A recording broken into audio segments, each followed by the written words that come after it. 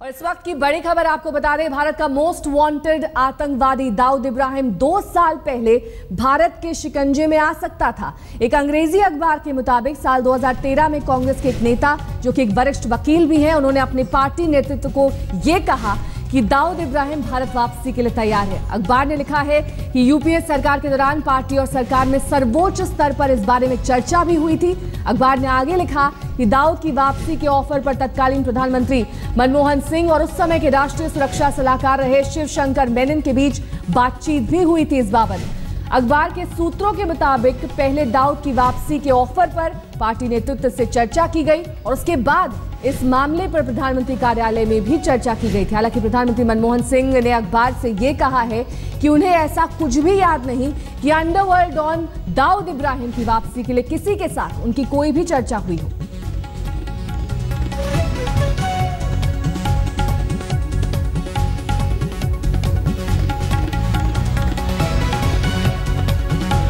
अंग्रेजी अखबार के हवाले से खबर कि 2013 में मोस्ट वांटेड डॉन और आतंकी दाऊद इब्राहिम भारत आना चाहता था। इस मामले में तत्कालीन यूपीए सरकार में चर्चा भी हुई थी और तब प्रधानमंत्री मनमोहन सिंह ने राष्ट्रीय सुरक्षा सलाहकार शिवशंकर मेनन से भी इस बारे में चर्चा की थी।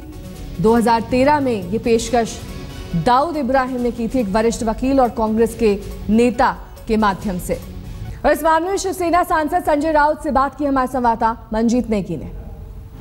दाऊद इब्राहिम को लेकर बार बार खबरें सामने आती हैं और ये कहा गया कि पिछली यूपीए सरकार के दौरान मंत्री और वकील के माध्यम से दाऊद ने शर्त रखी थी भारत आने की। हमारे साथ संजय राउत जी हैं, शिवसेना के वरिष्ठ नेता हैं। संजय जी, ये खबरें बार बार और खासतौर से यूपीए सरकार के दौरान ये कहा गया कि कोशिश हुई थी, दाऊद ने शर्त रखी थी वकील के माध्यम से। मेरा विश्वास नहीं है।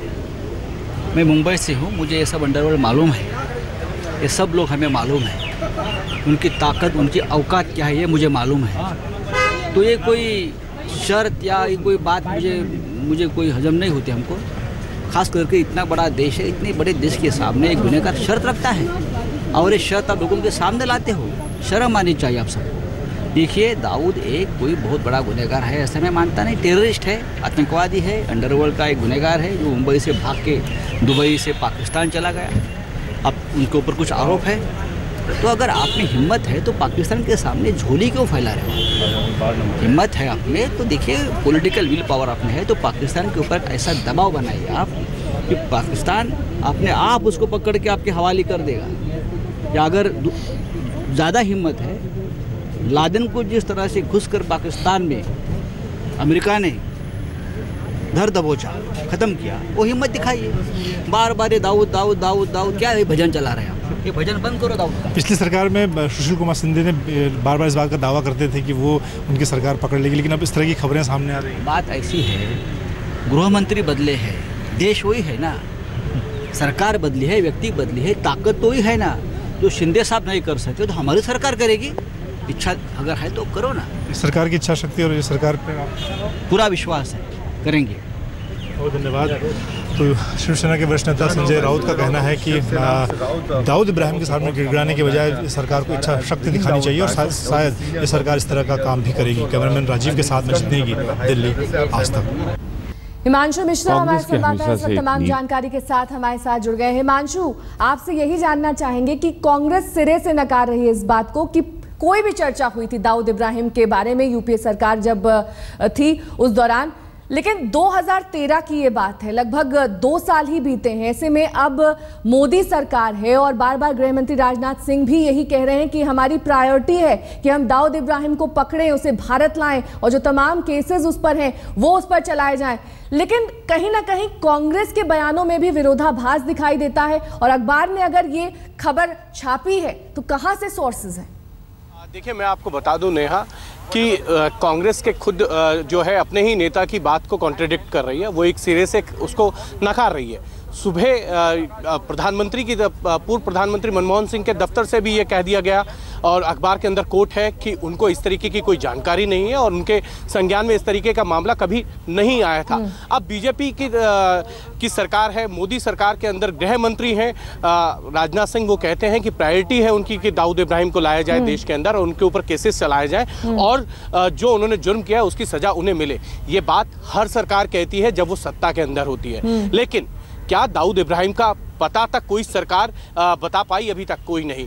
इसी मोदी सरकार के अंदर पूछा गया था कि दाऊद इब्राहिम कहाँ रहता है, तो उसका पता बताने में भी खुद गृह राज्य मंत्री ने जो लिखित जवाब दिया था उसमें कहा था कि उनको नहीं पता कि दाऊद इब्राहिम कहाँ है। फिर इस तरीके के दावे जब ये किए जाते हैं कि उनसे बातचीत हुई और दाऊद इब्राहिम ने खुद कहा कि वो भारत आना चाहते हैं, तो ये कई तरीके से हो सकता है कि कांटेक्ट किया गया हो, लेकिन क्या इसका राजनीतिकरण करना ऐसे समय पर जब वो सत्ता में नहीं है कि हमसे बात हुई थी, ये कहीं ना कहीं इस पूरे दाऊद को लेकर राजनीति की जा रही है। चाहे वो अपोजिशन हो या सरकार, सब दाऊद के नाम पे राजनीति करते हैं और ये वादे जरूर करते हैं कि दाऊद को वापस लाया जाएगा, लेकिन हमेशा यही आता है कि ढाक के तीन पात देखने को मिलते हैं। जी बहुत बहुत शुक्रिया हिमांशु, तमाम जानकारी के लिए आपका। तो हिमांशु हमारे संवाददाता जानकारी दे रहे थे कि बार बार ये बात दाऊद को लेकर उठाई जाती है कि उसका भारत प्रत्यर्पण करना जरूरी है, लेकिन क्या वाकई किसी को ये भी मालूम है कि दाऊद का ठिकाना क्या है? और पूर्व गृह मंत्री सुशील कुमार शिंदे ने इससे पहले क्या कुछ कहा था दाऊद इब्राहिम के बारे में, वो आपको सुना देते हैं। बताया कि उनको हम अमेरिकन जो एफबी है उनके साथ मेरी बात हो गई है, FBI के साथ, और उनके अधिकारी और हमारे अधिकारी हमने बताया है वो कहाँ रहते हैं, ये भी बताया है। हम प्रयास कर रहे हैं उनको लाने का।